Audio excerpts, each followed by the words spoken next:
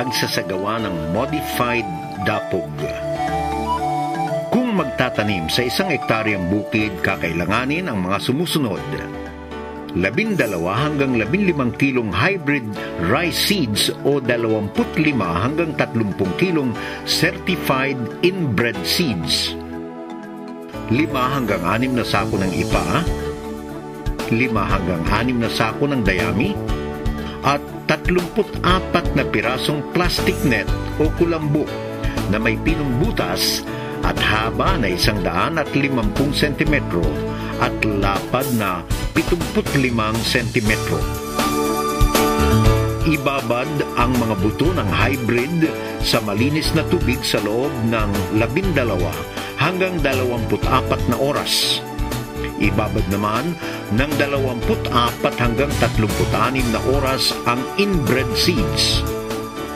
Palitan ang tubig na pinagbabaran tuwing ika-6 na oras kung hindi ibinabad sa dumadaloy na tubig.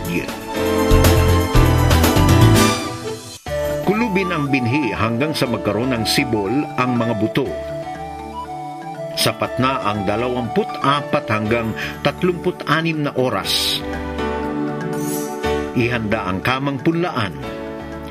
Gumawa ng punlaan na may habang 25 metro, lapad na 1 metro, at taas na 2 hanggang 3 pulgada. Maaari ding gumawa ng 5 punlaan na may haba na 5 metro at lapad na 1 metro. Maglagay ng 1 talampakang pagitan na magsisilbing kanal. Patagin ang kamang punlaan sa pamamagitan ng patpat.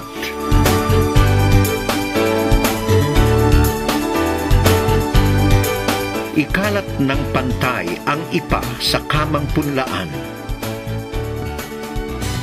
Ang ipa ay dapat na may kapal na 3 sentimetro.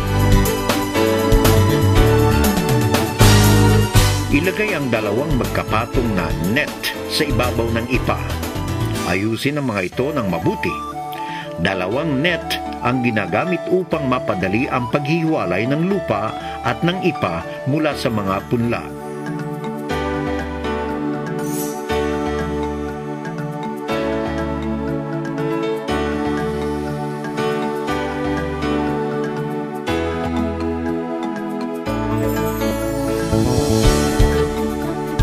Ibudbod ang pinatubong buto sa ibabaw ng net.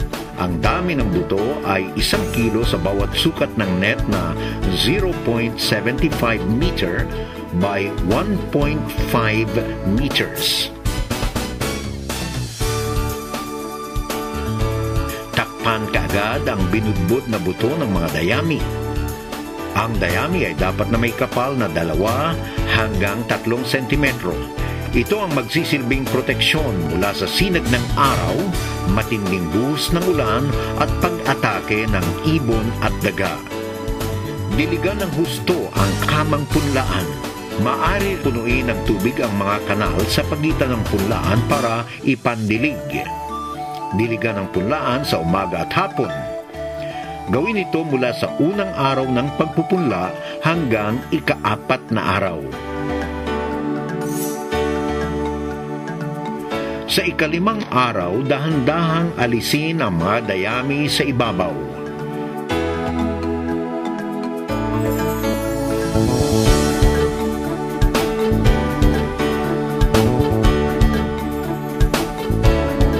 Patubigan ito ng 2 hanggang 3 sentimetrong lalim.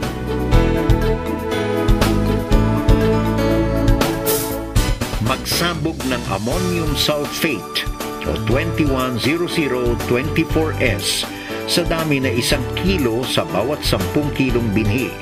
Diligan agad ng tubig ang punlaan gamit ang regador upang maiwasan ang pagkasunog ng mga punla, lalo na kung mainit ang panahon.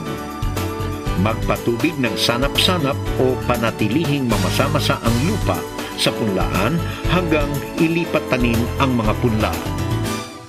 Pagkalipas ng 12 hanggang 14 na araw pagkapunla, maaari nang bunutin at ilipat tanim ang mga punla. Paghiwalayin ng dahan-dahan ang magkapatong na plastic nets. Tapakan ang nasa ilalim ng net at hilahin pataas ang nasa ibabaw na net.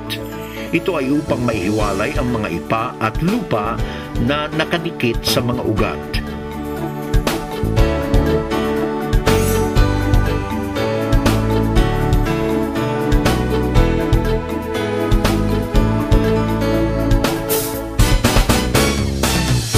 Dalhin ang mga seedling mat sa mga pinitak na pagtatamnan.